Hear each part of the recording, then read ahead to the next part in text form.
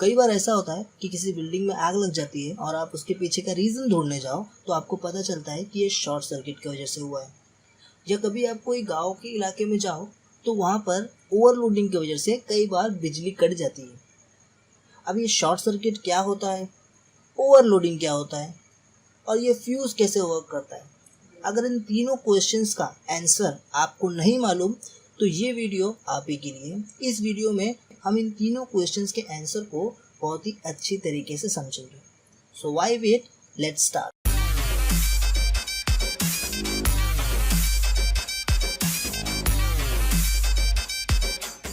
सो अभी हम short circuit के बारे में समझेंगे।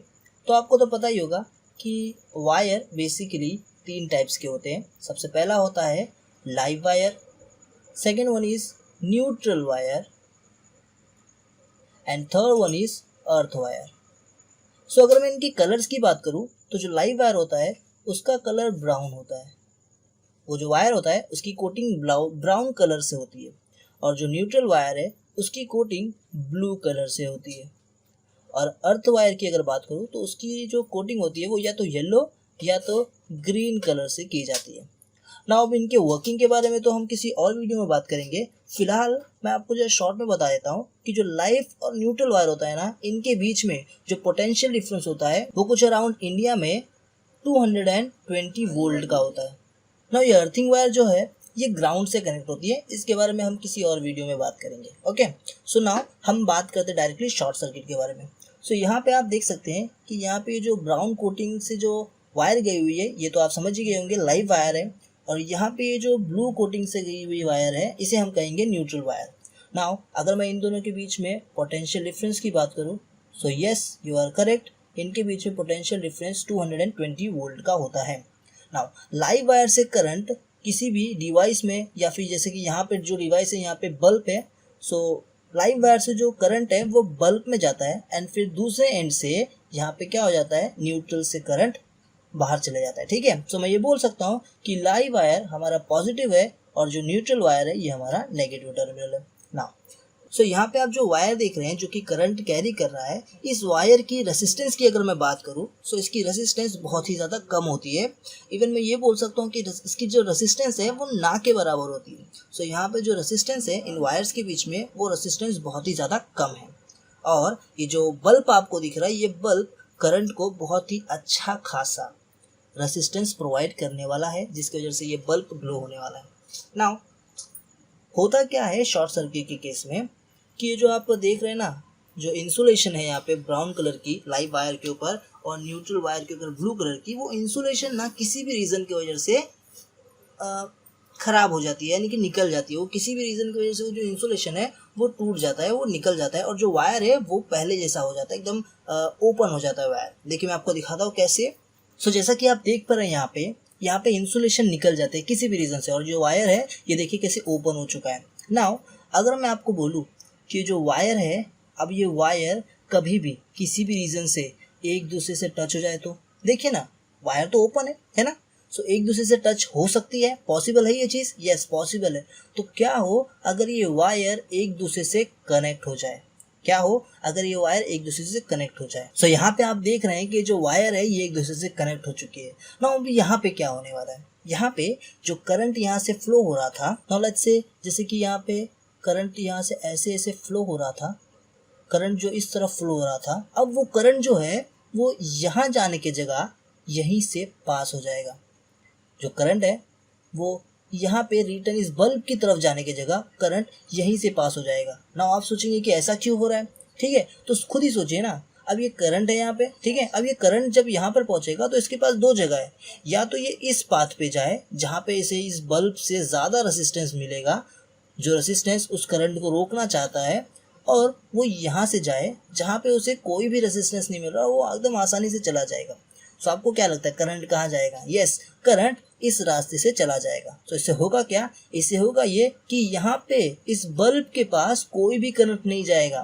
सो इसका मतलब है कि जो बल्ब अब तक ग्लो हो रहा था ये ग्लो होना बंद हो जाएगा। सो यहाँ पे ये बल्ब जो है ये ग्लो होना बंद हो चुका है। तो इस केस को हम क्या कहेंगे? यस, इसी को हम कहते हैं शॉर्ट सर्किट। इसी को हम क्या कहते हैं? Short circuit. So short circuit का मतलब क्या होता है? बस जो सर्किट है वो कंप्लीट हो जाना। मैं अगर आसान भाषा में कहूँ तो complete circuit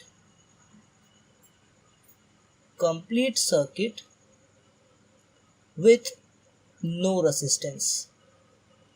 complete circuit with no resistance. यहाँ पे क्या हुआ, यहाँ पे आपका सर्किट कंप्लीट हो गया तभी तो करंट फ्लो हुआ, एंड रेसिस्टेंस यहाँ पे नहीं है। रेसिस्टेंस है क्या यहाँ पे, पहले देखो था बल्ब से, बट अब यहाँ पे रेसिस्टेंस नहीं है, तो रेसिस्टेंस गया और सर्किट कंप्लीट हो गया। ठीक है, सो इसलिए यहाँ पे शॉर्ट सर्किट हो चुका है और ये जो बल्ब है ये फ्लो होना बंद हो चुका है, ये जो बल्ब है ये जलना बंद हो गया। ठीक है, नाउ आप सोचते होगे कि सर फिर शॉर्ट सर्किट से आग कैसे लग जाता है, तो नाउ मैं आपको वो बात बताता हूँ। अब यहाँ पे से करंट फ्लो हो रहा है ये तो मैंने बताया, बट कैसे करंट फ्लो हो रहा है, रेसिस्टेंस तो है नहीं, यहाँ पे रेसिस्टेंस नहीं है, फिर करंट फ्लो हो रहा है तो कुछ तो अलग होगा। यस, बिना रेसिस्टेंस के अगर इस वायर के अंदर से करंट फ्लो हुआ तो इसका मतलब ये है कि यहाँ पर इस वायर में एक्सेस अमाउंट ऑफ करंट, यानी कि बहुत ज़्यादा, बहुत ही भारी अमाउंट में करंट क्या होने वाला है, फ्लो होने वाला है। इतना ज़्यादा करंट इस वायर में से फ्लो होगा कि ये वायर जो है ये बहुत ज़्यादा ओवर हीटेड हो जाएगा, बहुत ज़्यादा गर्म हो जाएगा। ये जो वायर है ये बहुत ज़्यादा गर्म हो जाएगा, इतना गर्म होगा कि अगर इसके आसपास कोई भी चीज़ होगी, इसके आसपास कोई भी चीज़ होगी वो जल जाएगी। समझ में आ रहा है आपको, मतलब ये वायर जो है इतना गर्म हो जाएगा कि ये वायर जलने लगेगा। ये वायर जलने लगेगा तो इसके आसपास जो भी चीज़ें होंगी उसमें भी आग पकड़ लेगा और वो भी चीज़ें जल जाएंगी। और रिजल्ट क्या निकलता है, जिस घर में भी शॉर्ट सर्किट हुआ है, जिस घर में भी ऐसा केस हुआ है, वो घर में आग लग गई। सो आप जो देखते हैं कि बिल्डिंग में कभी कभी आग लग जाती है, उसके पीछे का रीज़न शॉर्ट सर्किट होता है, वहाँ पे भी कुछ ऐसा ही सीन हुआ होगा। नाउ क्या हम इस चीज़ को रोक सकते हैं? सो फॉर्चुनेटली आंसर इज यस। आप शॉर्ट सर्किट को अवॉइड कर सकते हो, आप शॉर्ट सर्किट को प्रिवेंट कर सकते हो। नाउ कैसे, तो इसका आंसर है यहाँ पे। अब जो यहाँ पे देख रहे हैं, जो मैंने छोटा सा यहाँ पे डिवाइस लगा के रखा है इस व्हाइट कलर के बॉक्स के अंदर, जिसमें तो आपको येलो कलर का ये जो वायर दिख रहा है, इसे हम कहते हैं fuse. What we call it as fuse. Now what is fuse? Let's understand that. Okay, so ये जो फ्यूज है, ये फ्यूज जो है ये क्या करता है, ये फ्यूज शॉर्ट सर्किट को अवॉइड कर देता है, यानी कि शॉर्ट सर्किट को रोक देता है। ना आप सोचते होंगे कि कैसे ये फ्यूज क्या करता है जिससे ये शॉर्ट सर्किट रुक जाता है, तो चलो उसको समझते हैं, इस फ्यूज के वर्किंग को समझते हैं। तो ये जो फ्यूज है, ये फ्यूज की स्पेशलिटी होती है इसका लो मेल्टिंग पॉइंट। नाउ मैं आपको समझाता हूँ कि लो मेल्टिंग पॉइंट की वजह से ये कैसे शॉर्ट सर्किट को अवॉइड करता है। तो उसके लिए हम समझते हैं कि जो यहाँ पे शॉर्ट सर्किट हुआ था ना, ये क्यों हुआ था, बिकॉज ये जो वायर है इसमें से हाई अमाउंट का करंट फ्लो हुआ था, करेक्ट। अब वो अमाउंट कितना होगा, चलिए मैं अज्यूम कर लेता हूँ कि वो अमाउंट होगा 10 एम्पियर। मतलब इस वायर से जब 10 एम्पियर का करंट फ्लो होता है ना, तो यहाँ पे क्या होती है, बहुत ज़्यादा हीट जनरेट होती है due to heating effect, and वहाँ पे आग लग जाती है। ठीक है, सो क्या हो अगर मैं यहाँ से 10 एम्पियर का करंट फ्लो होने से पहले ही इस सर्किट को ब्रेक कर दूँ। बात समझ रहे हैं आप, मैं क्या बोल रहा हूँ कि यहाँ पे जब 10 एम्पियर का करंट फ्लो होगा तभी आग लगेगी ना। तो क्या हो अगर मैं 10 एम्पियर के करंट फ्लो होने से पहले ही इस सर्किट को ब्रेक कर दूँ, यानी कि इसमें से करंट फ्लो होने को रोक दूँ, तब तो यहाँ पे आग नहीं लगेगी ना, तब तो किसी को कुछ डैमेज नहीं होगा, बस क्या होगा, बस ये बल्ब होना बंद हो जाएगा, है ना, यही हो सकता है। सो फ्यूज भी कुछ ऐसा ही काम करता है। नाउ ये सर्किट को ब्रेक कैसे करता है, आइए वो समझते हैं। तो मान लेते हैं इस फ्यूज का रेंज है 8 एम्पियर, तो इसका मतलब ये है कि अगर 8 एम्पियर से ज़्यादा करंट अगर इस फ्यूज से पास हुआ तो ये जो फ्यूज़ है ये तुरंत क्या हो जाएगा, मेल्ट हो जाएगा और सर्किट ब्रेक कर देगा, जिससे करंट का फ्लो रुक जाएगा उस सर्किट में, और शॉर्ट सर्किट को क्या कर सकते हैं हम लोग, अवॉइड कर सकते हैं। जैसे कि यहाँ पे मैंने बोला था कि जब 10 एम्पियर का करंट इसमें से फ्लो होता है तब ये उतना गर्म होता है जिससे इधर क्या हो जाए, आग पकड़ ले और आसपास की चीज़ें जलने लगे। ठीक है, सो मैंने बोला था क्या हो अगर 10 एम्पियर तक करंट पहुँचे ही ना, तो हमने क्या कर दिया, हमने यहाँ पे जो फ्यूज़ लगाया उस फ्यूज़ का रेंज कितना है, यस 8 एम्पियर है। उस फ्यूज का रेंज कितना है, 8 एम्पियर है। इसका मतलब अगर 8 एम्पियर से ज़्यादा करंट यहाँ पे फ्लो हुआ तो ये क्या हो जाएगा, मेल्ट हो जाएगा और इसका जो सर्किट है वो ब्रेक हो जाएगा। यानी कि ये जो वायर है, इस वायर में 8 एम्पियर से ज़्यादा करंट फ्लो ही नहीं हो पाएगा ना। जब 8 एम्पियर से ज़्यादा करंट ही नहीं फ्लो होगा तो यहाँ पे कैसे आग लगेगा। तो हमने क्या किया, हमने फ्यूज के थ्रू शॉर्ट सर्किट को रोक लिया, आग लगने से रोक लिया। शॉर्ट सर्किट तो चलो हो ही जाएगा, पर जो डैमेज होगा उससे, शॉर्ट सर्किट से, उस चीज़ को हमने क्या कर लिया, रोक लिया, अवॉइड कर लिया। ठीक है, सो आई होप आपको समझा होगा ये अब शॉर्ट सर्किट क्या होता है। ज़्यादा कुछ नहीं है, बस याद रखना complete circuit with no resistance, ठीक है। तो यहाँ पे जो सर्किट है वो कंप्लीट हो जाता है। यहाँ पे यहाँ पे आप जो सर्किट देख रहे हैं वो सर्किट जो है कंप्लीट हो जाता है, और रेसिस्टेंस याद रखिए नहीं होना चाहिए, ठीक है। क्योंकि अगर रेसिस्टेंस नहीं होगा तो उस टाइम पे करंट का फ्लो बढ़ जाता है। करंट के फ्लो बढ़ने की वजह से यहाँ पर हीटिंग इफेक्ट हो जाता है, जिसकी वजह से आसपास की चीज़ों में आग लग जाता है। बस दैट्स इट, इतना ही होता है शॉर्ट सर्किट, ठीक है। अभी हम समझेंगे ये ओवरलोडिंग क्या होता है। सो ओवरलोडिंग क्या होता है? So overloading occurs when excess amount of current passes through the circuit and which results overheating. So मान लेते हैं हमारे पास एक क्या है, ये एक सर्किट है, ठीक है, एक वायर है। अब इसमें से हम ना बहुत ज़्यादा अमाउंट में करंट क्या करा रहे हैं, फ्लो करा रहे हैं, ठीक है। जितना इसमें से करंट फ्लो होना चाहिए उससे ज़्यादा ही अमाउंट का हम क्या कर रहे हैं, यहाँ पे करंट फ्लो करा रहे हैं। तो होगा क्या, ये वायर जहाँ से भी आया है, जहाँ से भी करंट आ रहा है, मान लेते कोई ट्रांसफार्मर से करंट आ रहा हो तो उस ट्रांसफार्मर पे लोड बढ़ जाता है, जिससे क्या होगा, जिससे वो ट्रांसफार्मर डैमेज हो सकता है, ठीक है। सो ऐसे केस को हम लोग कहते हैं ओवरलोडिंग। क्या कहते हैं, ओवरलोडिंग, जिससे सभी का लाइट कट सकता है। तो गांव में आप देखते हैं कभी कभी ओवरलोडिंग की वजह से जो बिजली कट जाती है वो क्यों होता है, बिकॉज हम क्या करते हैं, ज़्यादा एक्सेस अमाउंट का करंट फ्लो करा देते हैं, या कोई भी क्या होता है एक्सेस अमाउंट का करंट क्या होता है अपने घर पे यूज़ करने लगता है, जिससे ओवरलोडिंग हो जाता है और पूरा प्रेशर किस पे बढ़ जाता है, पूरा लोड किस पे बढ़ जाता है, ट्रांसफार्मर पे बढ़ जाता है, जिससे क्या होता है, ओवरलोडिंग हो जाता है। नाउ द क्वेश्चन इज क्या ओवरलोडिंग को हम अवॉइड कर सकते हैं? यस, ओवरलोडिंग को भी हम अवॉइड कर सकते हैं।